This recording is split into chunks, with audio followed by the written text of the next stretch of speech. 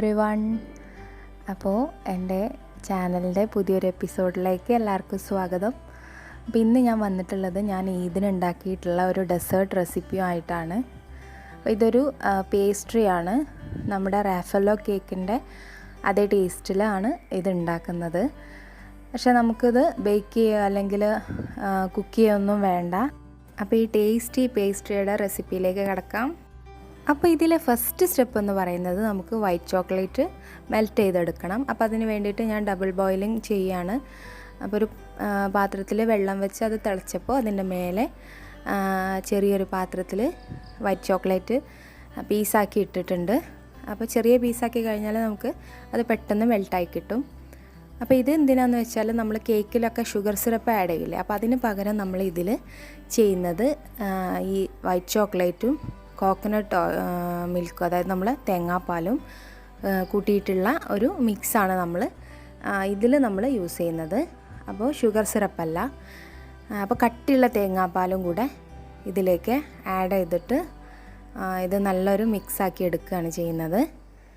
ഇതിലേക്ക് ഞാൻ വേറെ ഷുഗറൊന്നും ആഡ് ചെയ്യുന്നില്ല. ചോക്ലേറ്റിന് അത്യാവശ്യം മധുരമുണ്ട്, പിന്നെ നമ്മൾ ക്രീമും യൂസ് ചെയ്യുന്നുണ്ടല്ലോ. അപ്പോൾ ഇതൊന്ന് നന്നായിട്ട് മിക്സായിട്ട് കിട്ടണം, നല്ലൊരു പരുവത്തിൽ കിട്ടണം. അപ്പോൾ നമ്മുടെ മിക്സ് ഏകദേശം റെഡി ആയിട്ടുണ്ട്. അപ്പോൾ ഞാനിതൊന്നും കൂടി ഒന്ന് ലൂസാക്കി കൊടുക്കാൻ വേണ്ടി കുറച്ചുകൂടെ തേങ്ങാപ്പാൽ ഒഴിച്ചു കൊടുക്കുകയാണ്. അപ്പോൾ ഞാൻ അത്യാവശ്യം കട്ടി തേങ്ങാപ്പാലാണ് യൂസ് ചെയ്തിട്ടുള്ളത്.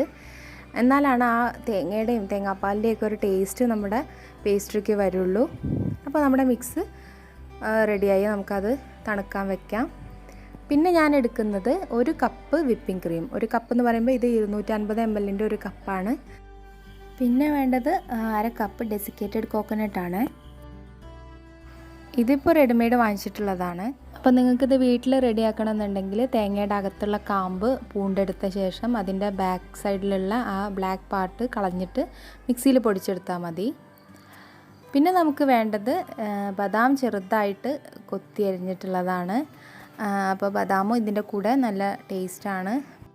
പിന്നെ നമുക്ക് വേണ്ടത് ബ്രെഡ് സ്ലൈസസ് ആണ്. അപ്പോൾ ഞാനിവിടെ ചെറിയ ബ്രെഡാണ് എടുത്തിട്ടുള്ളത്. അതിൻ്റെ അരിക് കട്ട് ചെയ്ത് കളഞ്ഞിട്ടുണ്ട്. പിന്നെ ഇതിൻ്റെ അളവെന്ന് പറയുന്നത് നമ്മൾ ഏത് ട്രേയിലാണോ ഏത് പാത്രത്തിലാണോ നമ്മളിത് സെറ്റ് ചെയ്യുന്നത് ആ പാത്രത്തിൻ്റെ വലിപ്പത്തിനനുസരിച്ചിരിക്കും. പിന്നെ ക്രീം വിപ്പ് ചെയ്യാൻ വേണ്ടിയിട്ട് ഞാനിവിടെ ക്രീം വിപ്പ് ചെയ്യാനുള്ള ബൗളും അതിൻ്റെ ബ്ലേഡും ഫ്രീസറിൽ വെച്ച് തണുപ്പിച്ചെടുത്തിട്ടുണ്ട്. ഇനി വിപ്പിംഗ് ക്രീം ഇതിലേക്ക് ഒഴിക്കുകയാണ്. വിപ്പിംഗ് ക്രീം ഞാൻ തലേന്ന് തന്നെ ഫ്രിഡ്ജിൽ താഴോട്ട് എടുത്ത് വെച്ചിട്ടുള്ളതായിരുന്നു. ഫ്രീസറിൽ നിന്ന് നേരിട്ട് ഉപയോഗിക്കരുത്. അപ്പം അത് നമ്മൾ തലേന്ന് തന്നെ ഫ്രിഡ്ജിൻ്റെ താഴെ ഭാഗത്തേക്ക് എടുത്ത് വെച്ചിട്ടുണ്ടാവണം. അപ്പോൾ ഇതിലേക്ക് ഞാൻ വാനില എസൻസും ഷുഗറും ചേർക്കുന്നില്ല. ഇതിൽ മധുരം ഇതിലുണ്ട്. പിന്നെ അതുപോലെ തന്നെ വാനില എസൻസ് ഞാൻ ചേർക്കാത്തത് അതിൻ്റെ ഒരു ഫ്ലേവർ, അധികമുള്ള ഫ്ലേവർ വേണ്ടാന്ന് വെച്ചിട്ടാണ്. ക്രീമിൽ തന്നെ അത്യാവശ്യം ഫ്ലേവർ ഉണ്ട്. അപ്പോൾ ഇത് ഹൈ സ്പീഡിൽ നന്നായിട്ട് ബീറ്റ് ചെയ്തെടുക്കണം. അപ്പോൾ നിങ്ങൾ ഹാൻഡ് മിക്സർ ഇല്ലയെന്നുണ്ടെങ്കിൽ മിക്സിയിലും ചെയ്യാം. മിക്സിയുടെ ജാറൊക്കെ നന്നായിട്ട് ഫ്രീസ് ചെയ്തെടുത്താൽ മതി. പിന്നെ അല്ലെങ്കിൽ വിപ്പിംഗ് പൗഡറും യൂസ് ചെയ്യാം.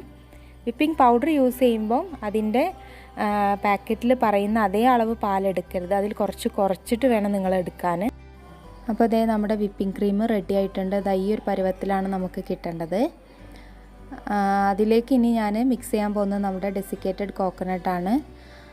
അപ്പോൾ അത് നിങ്ങൾക്ക് അധികം വേണമെന്നുണ്ടെങ്കിൽ കുറച്ചുകൂടെ ചേർക്കാം. ഞാനിപ്പോൾ ഇവിടെ 1/2 കപ്പാണ് ചേർത്ത് കൊടുക്കുന്നത് 1 കപ്പ് വിപ്പിംഗ് ക്രീമിലേക്ക്. ഇനി ഇത് നന്നായിട്ടൊന്ന് മിക്സ് ചെയ്തെടുക്കണം. നല്ല രീതിയിൽ മിക്സ് ചെയ്തെടുക്കുക. ഇത് മിക്സ് ചെയ്ത് വെച്ചതിന് ശേഷം നിങ്ങൾക്ക് വേണമെങ്കിൽ കുറച്ച് സമയം ഫ്രിഡ്ജിൽ വെക്കണമെങ്കിൽ വെക്കാം, ഒന്നുകൂടെ സെറ്റ് ആവണമെന്നുണ്ടെങ്കിൽ. പക്ഷെ അത് കേക്കിന് ചെയ്യുന്ന പോലെ ചെയ്യണം നിർബന്ധമില്ല. ഞാൻ ഈ പേസ്ട്രി സെറ്റ് ചെയ്യാൻ പോകുന്നത് ഒരു കേക്ക് ടിന്നിലാണ്. അപ്പോൾ ഇതിൻ്റെ താഴ്ഭാഗം നമുക്ക് ഇളക്കിയെടുക്കാൻ പറ്റും. അപ്പോൾ അതിലാണ് ഞാൻ ചെയ്യാൻ പോകുന്നത്. അപ്പോൾ നമുക്കൊരു കേക്ക് പോലെ തന്നെ കിട്ടും. അപ്പോൾ നിങ്ങൾക്ക് ഏത് ട്രേ ആണ് നിങ്ങളുടെ കയ്യിലുള്ളത് അല്ലെങ്കിൽ കേക്ക് ടിന്നാണോ കയ്യിലുള്ളത് അതിൽ ചെയ്യാം. അപ്പോൾ ആദ്യത്തെ ലെയർ എന്ന് പറയുന്നത് നമ്മുടെ ബ്രെഡ് സ്ലൈസസ് ആണ്. അപ്പോൾ ഓരോ ബ്രെഡ് സ്ലൈസസും എടുത്തിട്ട് ഇതിൻ്റെ താഴെ ഭാഗത്ത് ലെയർ ചെയ്ത് കൊടുക്കുക. അപ്പോൾ അതിൻ്റെ സൈഡ് ഭാഗമൊക്കെ ശരിയായി ഫില്ലാവാൻ വേണ്ടിയിട്ട് ബ്രെഡ് പീസാക്കിയിട്ട് വെച്ച് കൊടുക്കുക.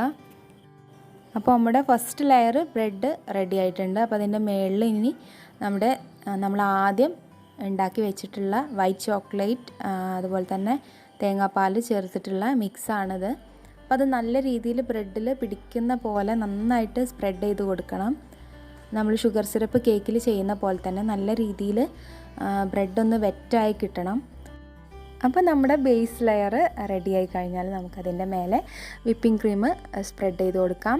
അപ്പോൾ കുറച്ച് തിക്കായിട്ട് തന്നെ സ്പ്രെഡ് ചെയ്യണം കേട്ടോ, കാരണം നമ്മളിത് ബ്രെഡാണ് യൂസ് ചെയ്യുന്നത്, കേക്കല്ല.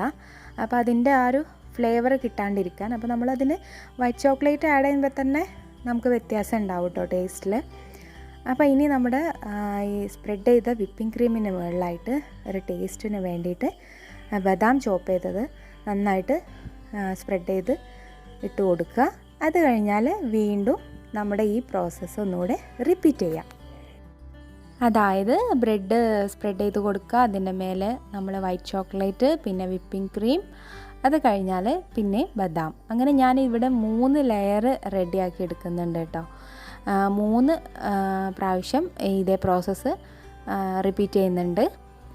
അപ്പോൾ നമ്മൾ വൈറ്റ് ചോക്ലേറ്റ് ആഡ് ചെയ്യുന്ന സമയത്ത് ശ്രദ്ധിക്കുക, വൈറ്റ് ചോക്ലേറ്റിൻ്റെയും തേങ്ങാപ്പാലിൻ്റെയും മിശ്രിതം ആഡ് ചെയ്യുമ്പം നല്ല രീതിയിൽ അത് ബ്രെഡിനെ നന്നായിട്ട് വെറ്റാക്കുന്ന രീതിയിൽ തന്നെ ഒന്ന് അത്യാവശ്യം നല്ല രീതിയിൽ സ്പ്രെഡ് ചെയ്ത് കൊടുക്കണം.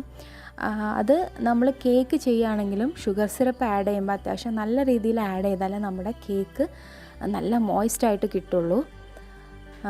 അതുപോലെ തന്നെ വിപ്പിംഗ് ക്രീമും നല്ല രീതിയിൽ തന്നെ സ്പ്രെഡ് ചെയ്ത് കൊടുക്കുക.